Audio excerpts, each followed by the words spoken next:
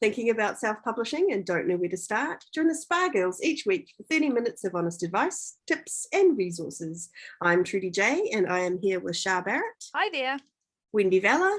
Hello. And Cheryl Phipps. Hi. Hello. We are now in January 2022. A very hot January. Oh, so hot. If you can hear our fans in the background, we apologise. We just can't not have them on. It's the spinning ones as opposed to the loud screaming ones. Yeah. I've got a fancy. Oh, I get you, Shah. That was quite quick. I got it, mate. Don't you worry. I'm there for you. Get it? Fans. Oh, you know, like the. No. People, Trudi. Our fans. Oh. Our listeners. One thought you might sharpen up this year, but clearly that's not going to happen. No, I'm not sharp. I'm the least sharp tool in the shed. What's that? The bluntest. I'm the bluntest instrument. All right, then enough of that abuse. Let's get on. Topic of the day. As you may be able to tell, we're all hot and grumpy, so this is going to be an awesome episode. I'm not grumpy. No, except for Cheryl. Cheryl's grumpy. feeling happy. The rest of us. So I feel like I'm getting a weird echo too. Anyway. So this week we thought we would talk about. I've been listening to on my audio book a book called Start With Why, and also Find Your Why by a man called Simon Sinek, and I've been really enjoying them. And so we've talked a lot on this show about finding your why or knowing your why, so it helps you as you're going through your career to kind of keep you motivated and keep you going. And so we just wanted to give you this as an option of how to find your why. Like if you're sitting there going, well, it's all very well for them to say find your why, but how do I do that? Grumble. Or you see somebody else's why or hear of somebody else's why and you think, hey, that's a why for me. I'll take on their why. I'll steal their why. Why not? Why not indeed? Why not? But so, so read the book for a start. Like, it's an awesome book. So I would totally recommend you still do that. But I just wanted to talk through some of how he talks about how to find your why, just to give you some ideas of how to, maybe you can do that at home as well. So, but there's two. So he talks about finding your why by mining your stories from your past, based on the idea that we are a sum of what's happened to us in our past. So it's about the experiences that we've had, or the teachers that we've had, or the things that we've done, and we're kind of a sum of all of that experience. And that's kind of how you, or maybe even that your why has guided you through all of that without you really knowing it. And by looking back at those things, then you can kind of find out what that why is, so that you can kind of be more clear or find clarity on making decisions and moving forward. So do they need to be related to writing these previous story memories and no they don't. Fodder for the why. So the idea is that we kind of, our why is probably something that we use across all areas. So it can be personal, business, family, whatever, because we kind of have this why ingrained in us, and it's something that we use across all fields. What we're talking about in the why in this context is that we will use it for our career, but when we've kind of got it sort of out and spoken, but that we probably use it anyway naturally in all areas of our life. It's something that's kind of inherent to us, and how we look at the world almost as well. Like what was really interesting, he has this talk, I think it's a TED talk that you could probably find, Simon Sinek, and it's called The Golden Circle. And he talks about there's three parts to the circle, and the center part is your why, and then I forget which way around of it, but the other two are your how and your what. And it's like your why is why you do it, how you do it, and then what you're doing. So if you're Apple Computers, you're a computer company, or you used to be, not so much now, who makes the best computers in the world. And maybe the why is about disrupting an industry and doing all these sorts of things. And what you find, and what I love about the Golden Circle, is that he actually says it mirrors our brains. So there's the center part of your brain. I don't know the official terms for it. There's a sort of an outer bit and then another outer bit. And what happens is that the place where we make our decisions, right, where we look at something and we decide what to do, is the center part. It's the part that thinks about the why, but that is not the language part of our brains. There's no facility for language in that section of our brain. So our brain is making decisions on gut feelings, on emotion, on things that is not about language or vocabulary or being able to explain it. And then once we've made the decision, then we go out a bit into a different part of our brain, which is where we have the language, and we use the language to justify a decision we've already made. Mm-hmm. And it's so interesting. It's kind of like, so that's why when brands or books or people are creating a brand or a story around why they do stuff, it doesn't matter like what they do. It doesn't matter that they make computers. It's when you think about Apple, for example, it's about who they are as a company, like the why, the what, you know, that kind of stuff, rather than they're a company that's making computers or whatever. So it's, which actually just triggered a memory for me, was our Lisa talk with Lisa Cron, C-R-O-N, for anybody listening. Highly recommend you go back and listen to that podcast, when she was talking about story, but she talked about emotion. That was the part first, before you can even articulate or plot or whatever. Yeah. And it's and what's fascinating, so now when we're talking about our own whys as authors, is it's actually quite hard to put into, like, to say, oh, this is my why, like to sort of be able to say that really easily, because we might know instinctively what our why is. Like maybe you kind of know that you, I don't know, want to make people feel good or something, but you don't really know how to vocalize it, to talk it out really easily, because you haven't, it's a different part of your brain that kind of justifies or talks about that kind of thing. So anyway, that's a fascinating part of it for me. And then so sorry, now I feel like I'm just talking all this by myself. So the next bit, okay, I'm gonna have to stop us right there right now. I'm so sorry about this. I'm gonna pause. So the process that Simon Sinek talks about in his book is basically you find the stories that you want to find, like you sort of mine your past, mine your background for all the stories that sort of pop out and seem really relevant to you, and then you tell them to a person. So you tell them to someone, and then so it has to be it can't be family, it can't be like your husband or your wife or your kids or your sister or anything like that. It has to, and it can't really be a really close best friend. It should be someone who knows you, who you're comfortable telling. telling. Could it be a teddy bear? No, because you need the person to tell you. Yeah, could it be a bottle of wine? No. Santa would be the dude, because you only see him once a year. Santa. Yeah. Or an Uber, or your Uber Santa's driver. Busy. You leave Santa out of it. All right, let's go. Let's be serious here. Could be Elf on the Shelf. No, they need to talk back to you. And so so you write down all of them that you want to that pop into your head, but you want 5 that are your kind of your big kind of that seem like big life events to you, and you can kind of figure it out in different ways, but you just you come up with these 5 things, and you find this person who is not too close but close enough that you feel happy giving them personal information, and you tell them these stories, and they can be happy or sad. They just need to be significant, something that seems impactful, something that you feel has had an impact or is a big event in your life that you kind of, or it just feels like it embodies who you are, or any of those, you know, that kind of thing. Like as a child, though, is this childhood memories, or does it have to be, or I think it just has to be in your past. So you can include like when you got married, or when you had a first baby, or things like that. Like I think it's just the idea is that you live with this why and this way you living in your life in your past, and you're just looking for ways to encapsulate that in these stories. And it can't be general stories. It can't be like, oh, every year we went on holiday to this batch and it was great. It had to be, I remember the year that we went on holiday to the batch and we caught that big fish, and then we all came home afterwards and we sat down and we ate it, and it was all really happy, and we sang that great song, you know, like it has to be one particular memory, just generally, or it would just be a nice specific, like, so that it's And would your why change over time, perhaps, depending on circumstances? Oh, good question.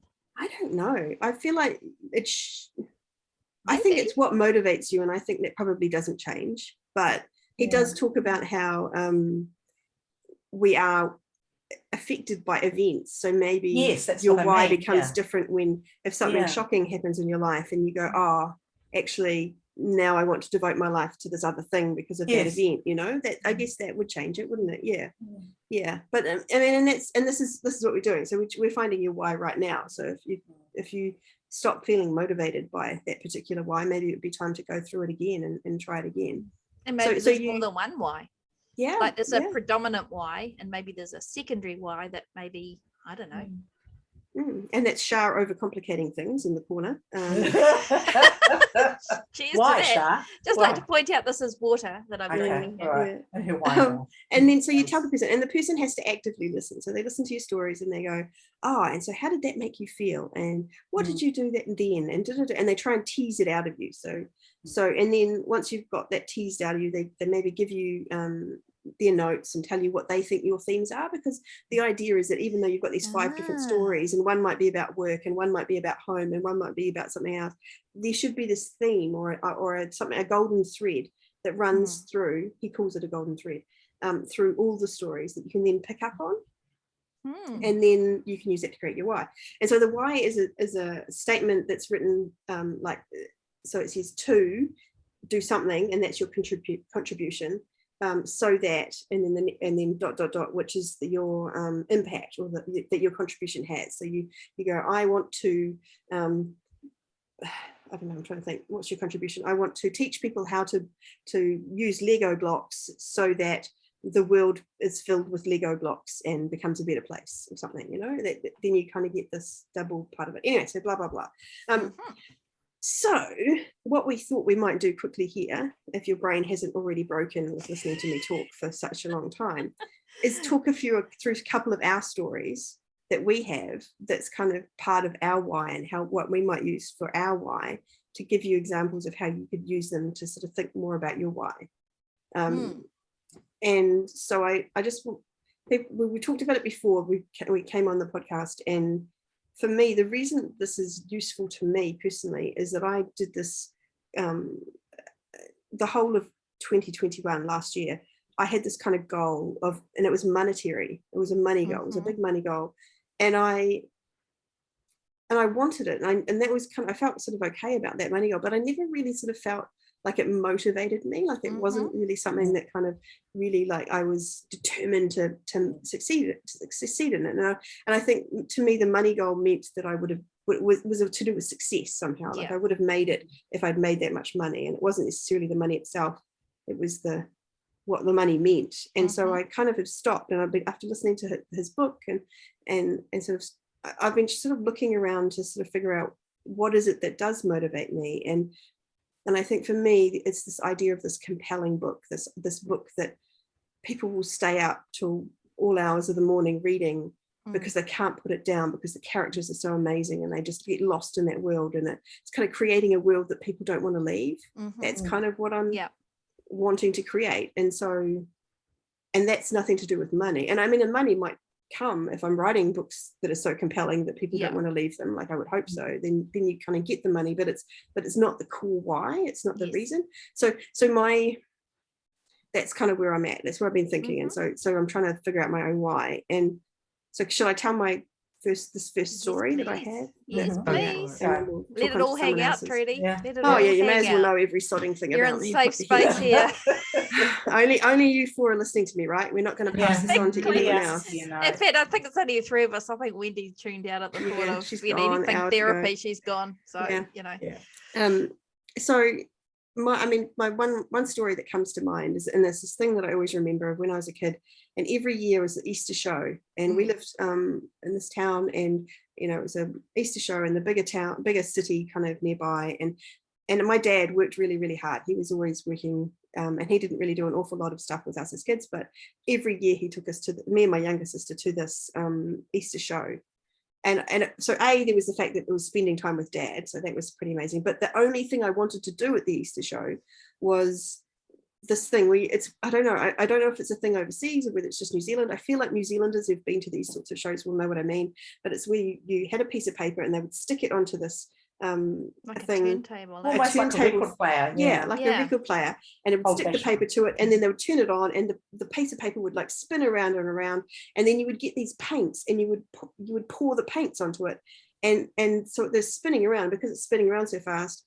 the paint splatters outwards into this kind of star-shaped thing, and you get to choose your colors. And sometimes if you choose the wrong colors, it just becomes a big brown splodge. And if you choose these, it wasn't cool. So you'd have to do it again. I'd like Big Dad to do it again.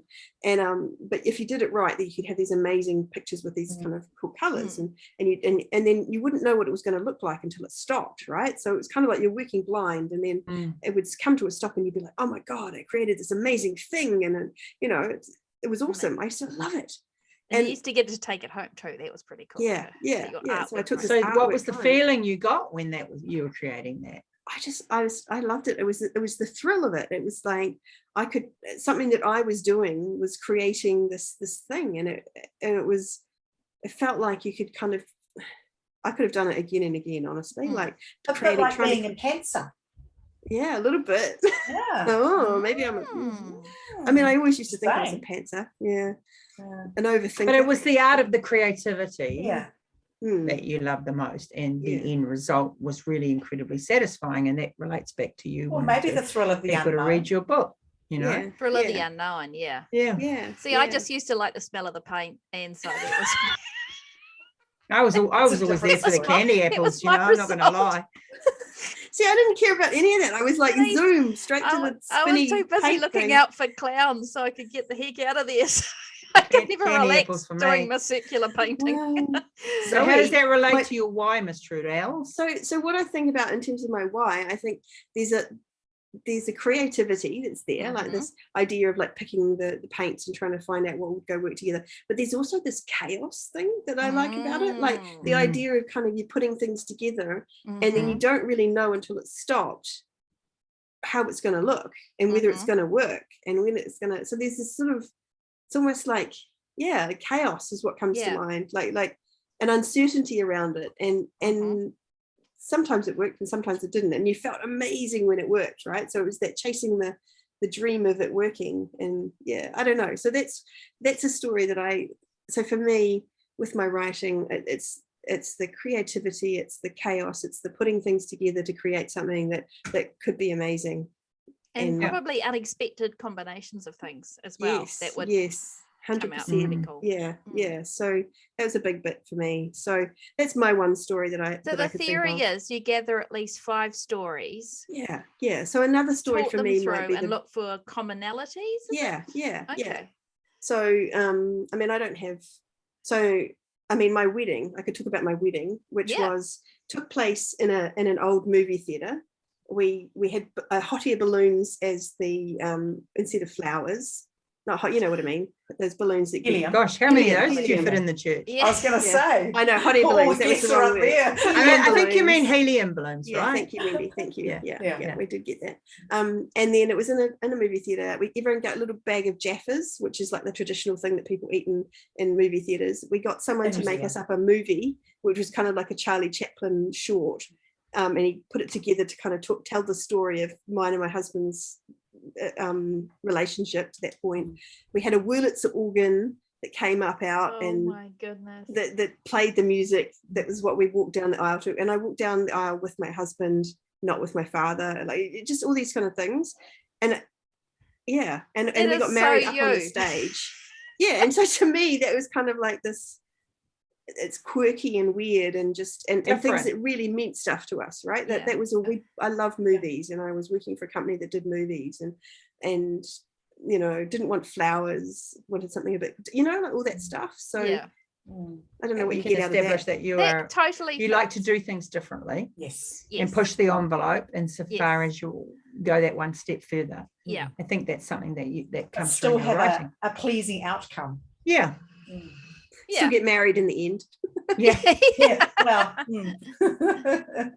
I don't know. I mean, so that was another one. So you can pick different stories from different areas of your life. It can be it could be a sad story. It could be the story of my dad dying or something. Like these, and I'm not going to tell that story. But but you can look for the positives in that. So for example, he gives an example in the book about, you know, someone who has a rough childhood, but they protected their younger sister, you know, and maybe one of their big things is being a protector, and that's part of their why and stuff like that. So you can look for all sorts of, it's just looking for the commonalities across the story, not the particular commonalities, but just the thematic ones that of the general stuff. Like, not that I love helium balloons and hot air balloons, by the way, but that I'm like what they represent. Yeah. So that kind of thing. So enough about me. I know that Cheryl has a really good story.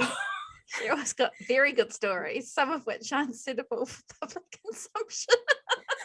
Thank you, today we might just tell one that is suitable for public one day. Well, I think one of my biggest whys is memories of my mother, who was always a hard worker, very hard working woman, raising 5 children. My father was in the Navy, so he wasn't home very often. And so my grandmother did live with us, so we kind of had 2 mums instead. But many times, like more than not, during the summer, she would come home from work and just pile us all in the car, and we'd go to one of the local beaches, and we'd go pippying, which is a small shellfish that we have. And but we'd swim and we'd play in the sand until it was, you know, not really getting dark, because it didn't get dark till late, but you know, we had to go to school the next day or whatever, so we had to get home. And then she'd cook up these pippies, and we'd have this seafood with bread and stuff that we would never allow when my father was home, because he was very much a three veggie and meat kind of potato guy.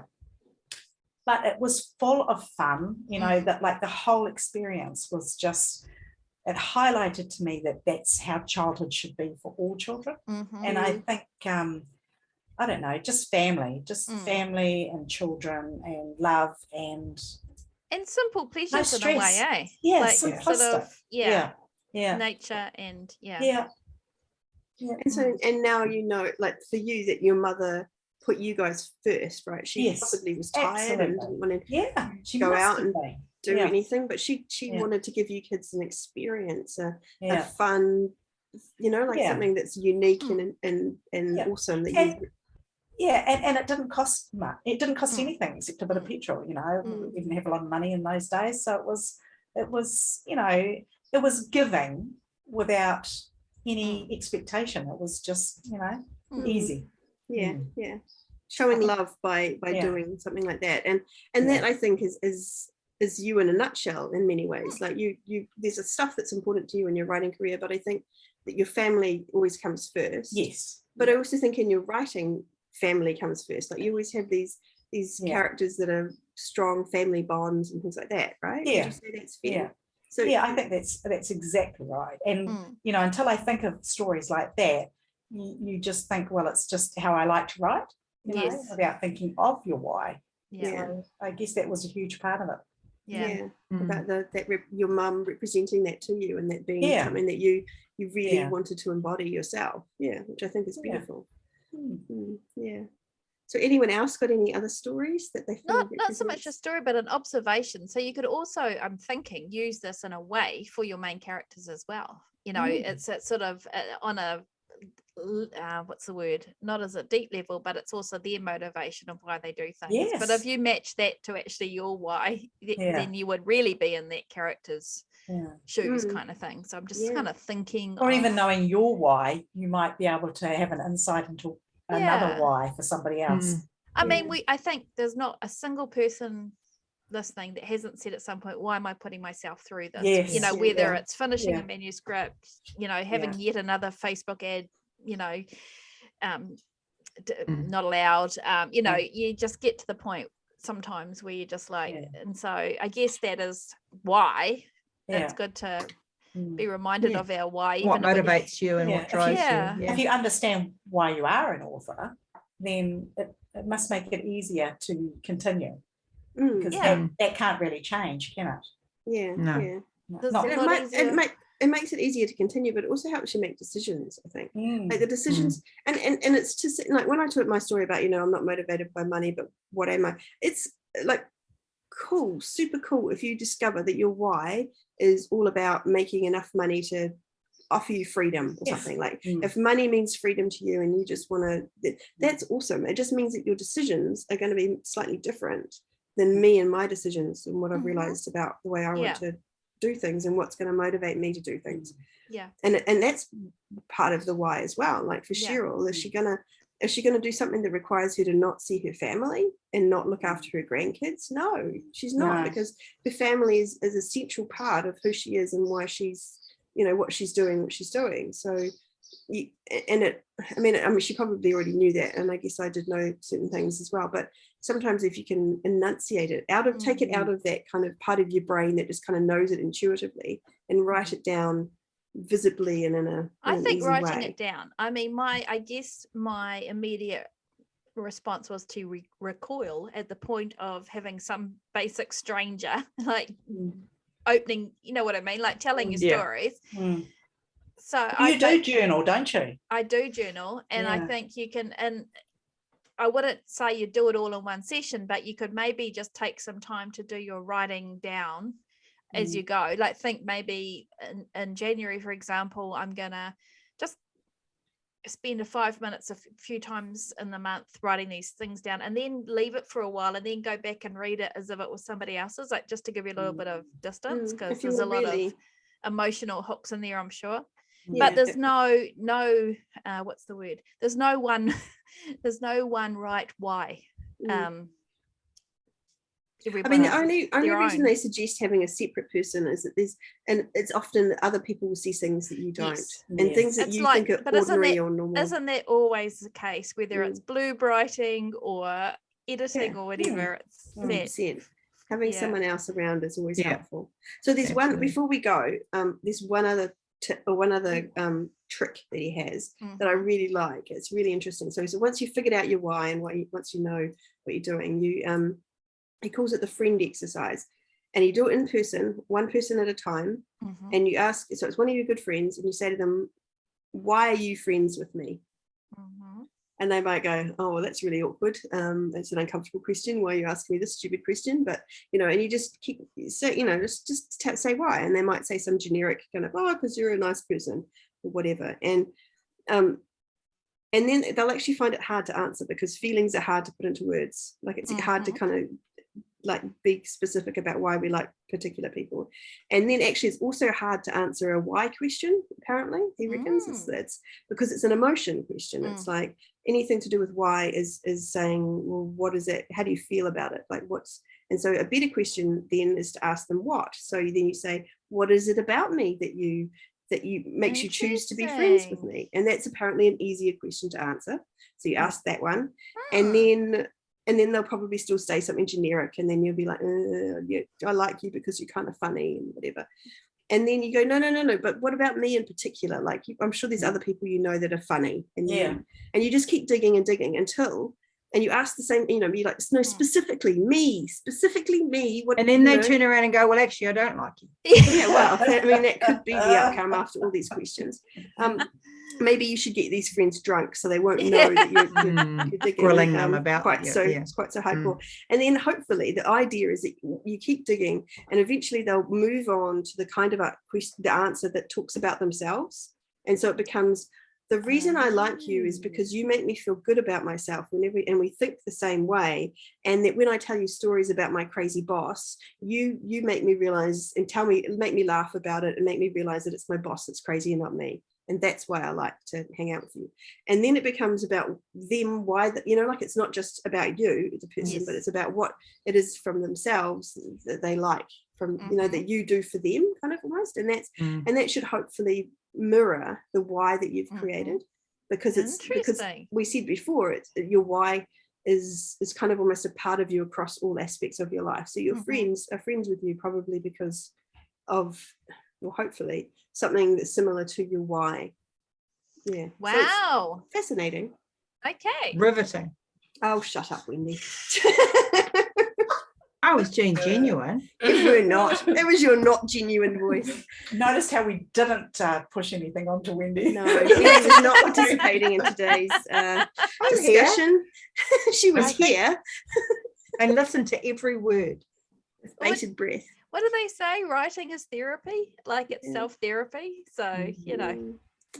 And they also say that the inner game leads to a better outer game. So figuring out the inner stuff helps you do the outer stuff better. So very true. Yeah.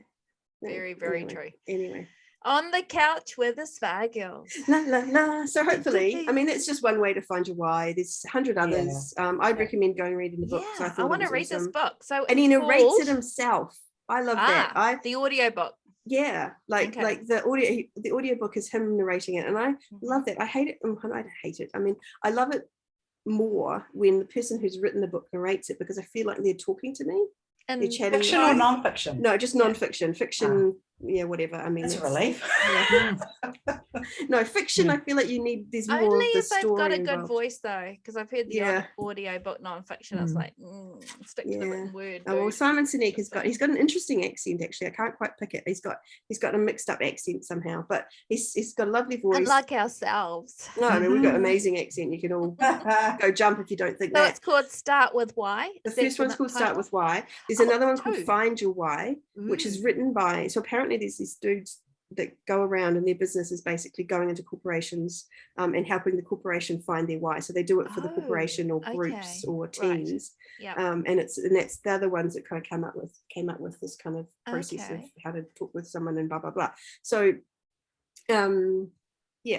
and there's a whole process. Cool. We've gone very shallow in terms of the actual how to ask the questions and how to take the notes and everything. So if you want to find out more about that, starting place though, I think. And honestly, it is a really good book. I really enjoyed reading it, and it sort of made me think about things that I hadn't really thought of before, like to do with that sort of stuff. It's one of those ones where you do get a lot out of it. And it has changed.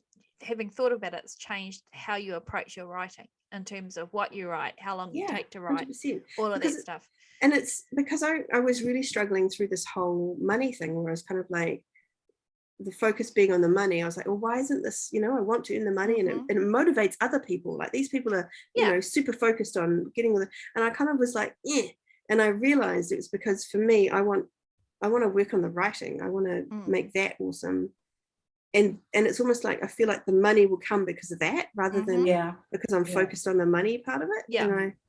And so that really, listening to the Start With Why book really kind of made me understand that, because I couldn't really enunciate it either. Not enunciate it, couldn't vocalize it. I couldn't figure out how to quite say what I was trying to say either.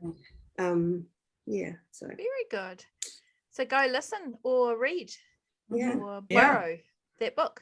I'm sure we'll put the links in the show notes, won't we? Yep. Yeah. Well, totally. And he's got a TED talk. Listen to his TED talk if you're not sure you can get through an entire book. Okay.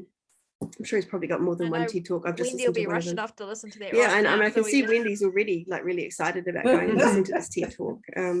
Well, we should let our people Wendy go. loves it when we do this. She loves the psychological ones. It's only because she's really grumpy that I'm not forcing her to tell me childhood stories. Wendy doesn't have a grumpy bone in her body. No grumpy here. No. Oh, no. Like a little lamb. Lamb child. No. All right. Anyway, also, back on let track. us know if you've read this book. Let us know. Yeah, let us know. Let's what you think. And I have or not.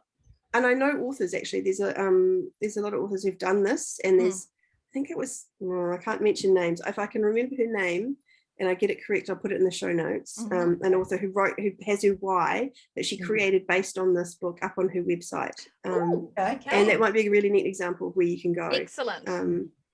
I don't want to get her name wrong, so I'm not going to say it right now. It would have been good to give the wrong author name, and then everybody rushes off. So you have to go be sure visit. It's not my name. Hey. What do you think, Wendy? Go What do visit you think, mate? ourgirlspodcast.com for the show notes, and Trudi Find out the will put mystery the name. correct name and the mystery name in there. So there you go. There's your little epilogue hook kind of thing going on there, and let us know. Rock. Yes. Okay. And where can we be found, Shah? Is that just oh my gosh. Same place. It's too hot. It's too hot. Okay. All right then. Say All right then. Okay. Thank you all for listening to another episode of the Spa Girls podcast. We'll see you again next week. But for now, farewell.